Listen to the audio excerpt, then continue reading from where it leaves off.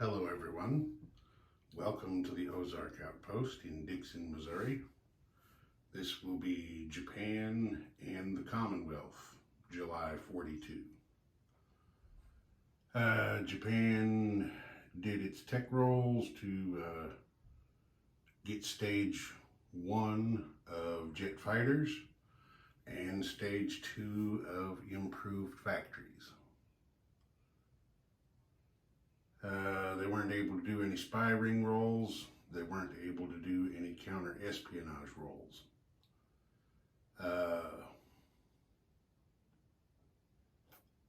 Let's see, for their build, they went with 1 tactical bomber, 1 fighter, 1 mountain infantry, 4 infantry, and 4 militia. Now they weren't... No, they did do a spy action roll against the British, but missed.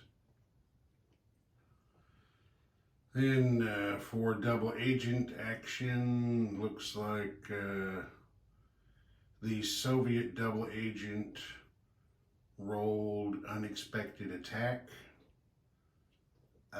which means that the Japanese get to pick 1 zone, land or sea, and on the Soviet player's next turn, the units defending that zone are hit by an unexpected attack, and they all have -1 defense. I gotta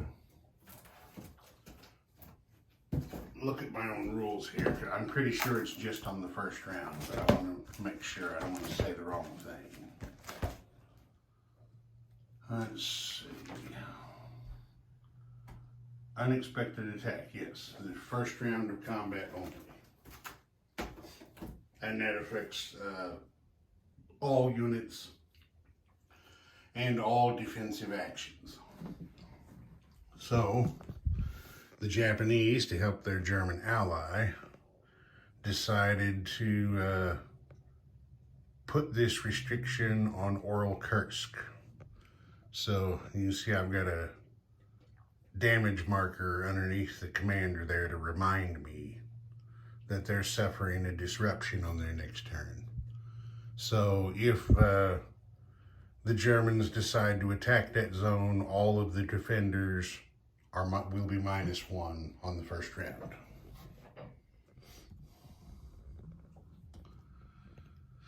Okay.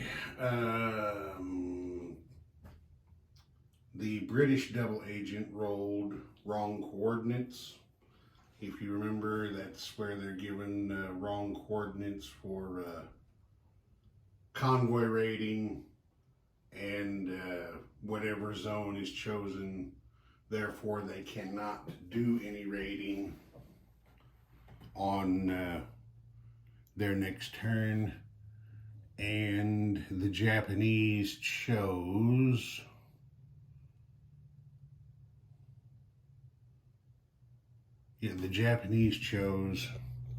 just because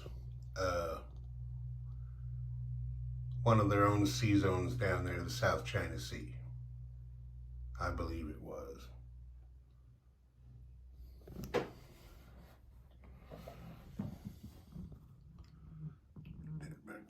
Okay. And then the American double agent in Tokyo was found out by his own side and executed. Okay, so the Japanese decided to continue their offensive in China in the Soviet Far East. There was an infantry here in northern Manchuria, and the one there in eastern Manchuria with the commander. They attacked western Manchuria, but as you can see, one of the Japanese infantry was killed, and they withdrew from the attack. So that one failed. Next, the Japanese forces, who are all grouped up here in Rihe, attacked and captured Peking. They did so without any losses. And then the Japanese mounted an amphibious invasion of Shantung. I think you can see there they were successful, and it cost them 1 Marine. So, well, wait, that's not it. Back up.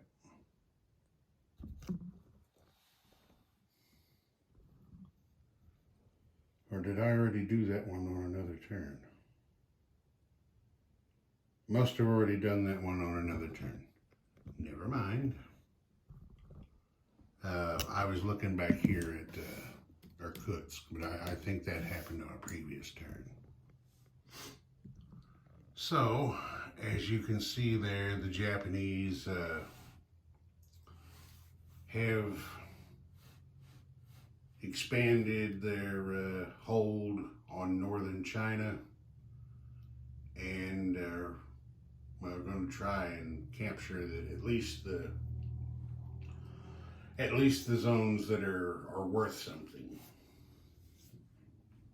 But we'll see what happens.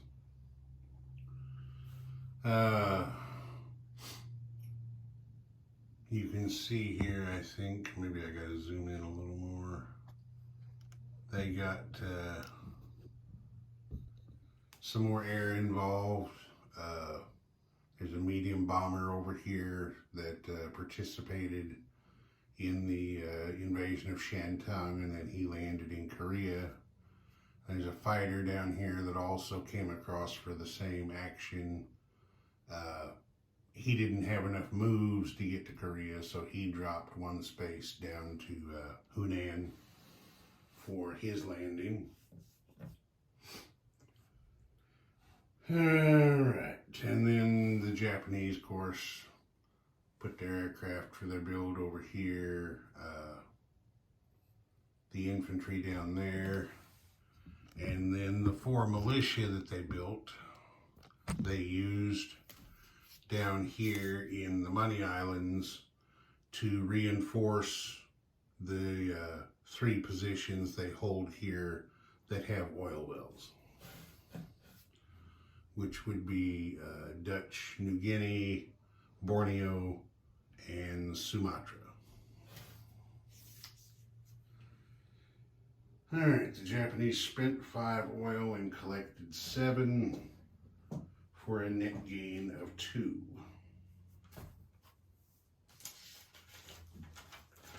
Alright, the British, let's turn this way toward merry old England. There it is.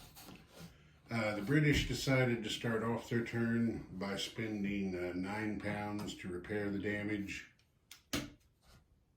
to the major factory in London there. By doing so, they were able to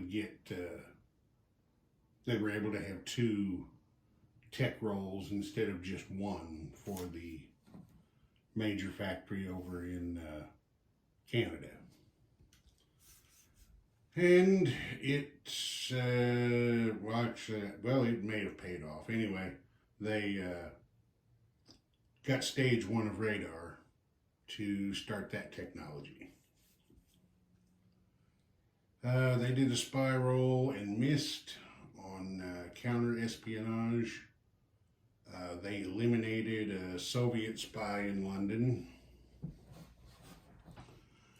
and turned a Japanese spy to a double agent. Let me just show you London there. There's the Japanese double agent.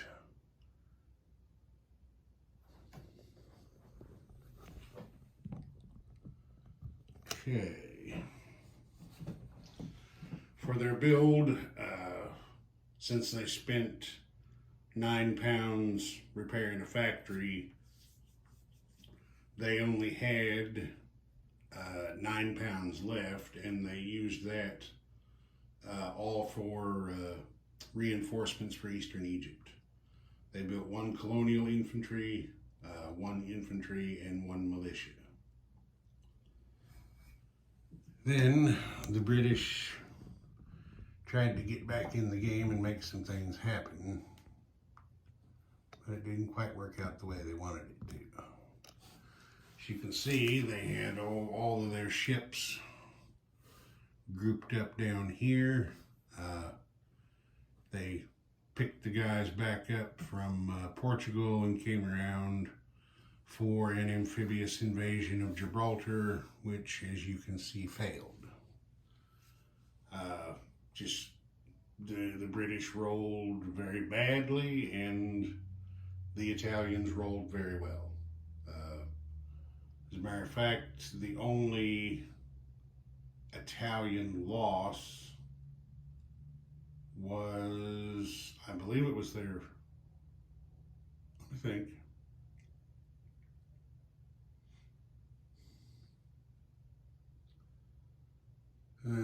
I didn't write it down. I think the Italians just lost 1 guy. I just don't remember who it was for sure. Anyway, the Italians still hold Gibraltar. That's the gist of it. So a failed attack there.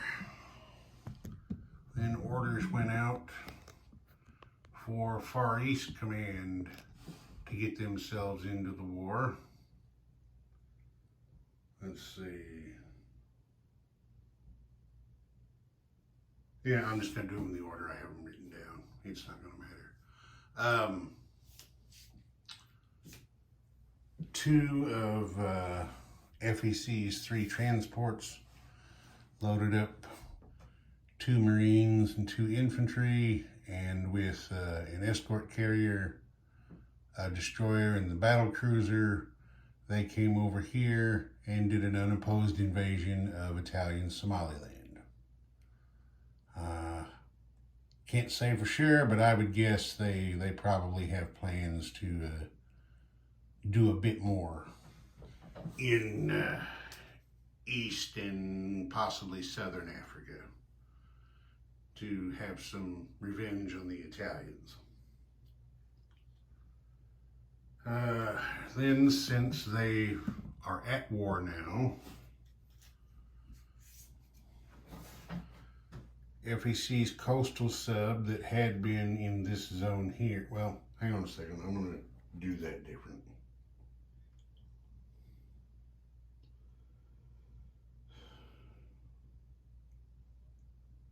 There it is, okay. FEC's remaining transport and heavy cruiser, destroyer, escort carrier, and battleship loaded up 2 more Marines, I believe it was, came down here to invade Sumatra.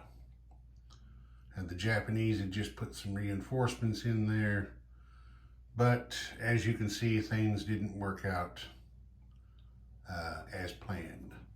They did manage to kill 2 of the Japanese militia, cutting their defense force in half, but those militia on their roll, believe it or not, 4 militias rolled a 1, 2 2s, and a 4. No, they rolled a 1, 2 2s, and a 4, killing both of the Indian Marines. So the Japanese held on to Sumatra. Then, since they're already at war with the Japanese, the FEC coastal sub that was here, I forgot to tell you, screening force, there wasn't any shore bombardment because the fighter and the destroyer attacked the Japanese submarine that was down there. The heavy cruiser and the battleship attacked the destroyer that had been down there on escort duty and took both of those out. this medium bomber flew down and provided air support, and then went back here, and I can't see it from here, but anyway, this is an FEC controlled island where they landed in non-combat. So since the escort duty destroyer down here was gone, the coastal sub didn't see any need to tangle with this destroyer on escort duty. So he dropped south one zone and raided the Tokyo line for 2 damage. All right, then back to the Med. The British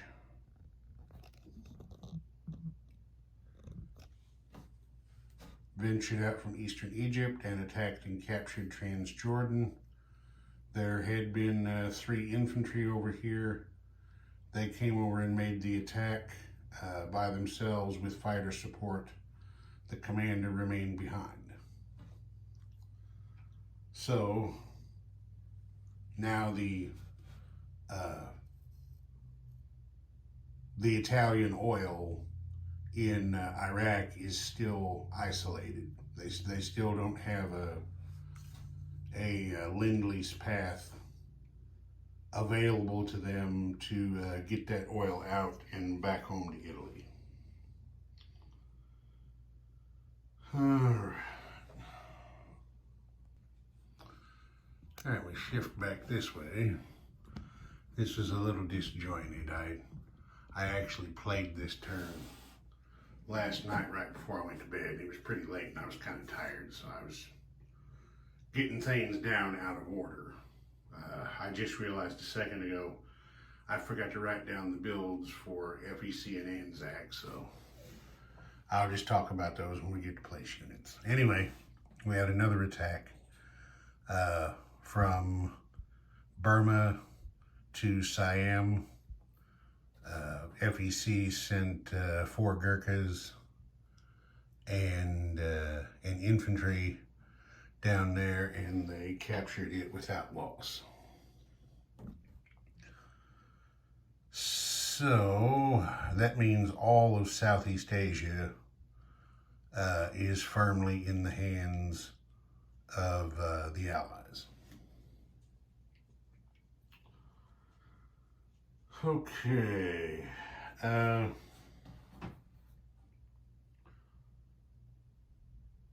There were a couple of other minor combat moves for the British over here. They put destroyers on escort duty in these 2 zones that have U-boats. Of course, I'm sure the U-boats are just going to hop 1 space away and play their game for their convoy raiding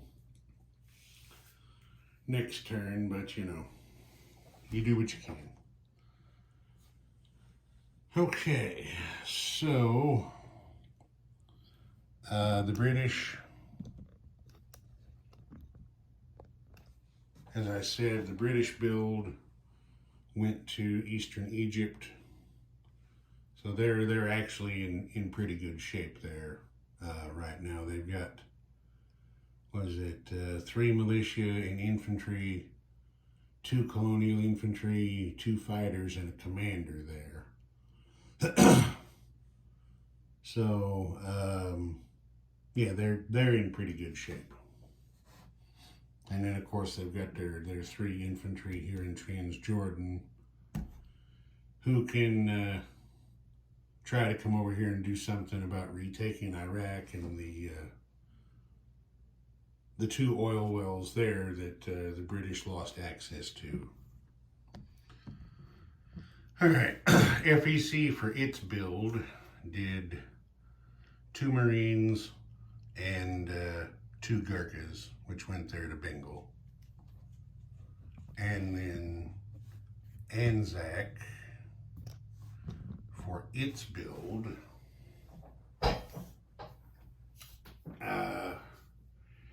they did 2 Marines. He's one in Sydney and the other at the minor factory there in Queensland. And then they did non-combat movement. There's ships from the south here, submarine, everything grouped up here on the north coast of Australia. So they're positioning themselves for action. Let's see, the British spent 4 oil and collected 3 for a net deficit of 1. And FEC Anzac spent 5 oil and collected 2 for a net deficit of 3. They're going to have to slow down, or they're going to have to get some more oil somewhere, because their on-hand stocks are running very low. All right, one thing that happened in this turn is that the British flipped the income chart back. You can see there the British are now earning more income than the Italians again. Just 1 more, but you know, every little bit helps. And I believe that's it. All right, Ozark Outpost, over and out.